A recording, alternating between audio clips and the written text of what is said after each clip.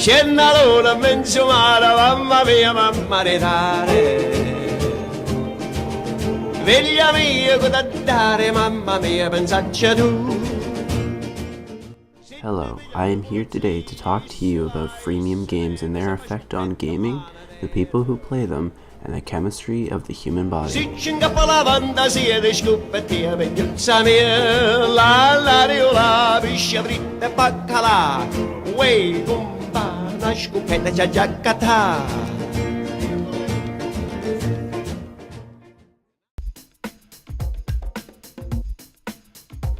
Games take up over 20% of the Apple App Store. They're also the most popular, comprising of 33% of iPhone downloads and 48% of iPad downloads. Only 48% of the top 400 apps on Google Play are games. These apps alone brought in 92% of the revenue of app purchases. Since the advent of in-app purchases in 2009, game developers have found new ways of generating more and more revenue from players. The economy of it is simple enough.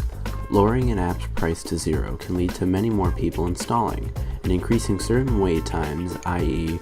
for another round or for more gems, can lead to more people spending more money in-game.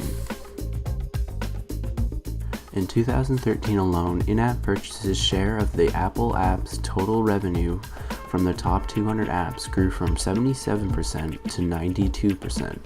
It's somewhat unexpected that free games would actually be more profitable than paid games, but when we look at the patterns of how users make purchases within these games, the numbers start to add up. A 2014 study of freemium mobile games found that 67% of in-app purchases were between $1 and $5. But these purchases only made up 27% of the total revenue, while 9% of the revenue was of purchases of 50 or more. Overall, 50% of mobile gaming revenue came from the top 10% of mobile gamers making purchases. These heavy spenders, termed whales, have been directly compared to the big fish courted by casinos. To generate vast profits, freemium games don't have to hook everyone, instead only need to attract a small fraction of die-hard fans. What could possibly motivate users to spend $30 or $50 at a time on a free smartphone game? Game developers have learned to make their apps as appealing as possible by directly exploiting the mechanism of addiction.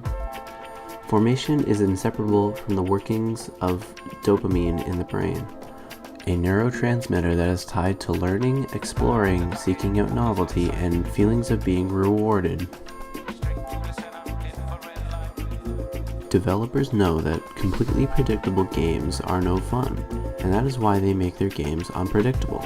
For users, uncovering certain items might have a certain expected reward most of the time, but a small fraction of the time it could be a slightly bigger reward or even a large one.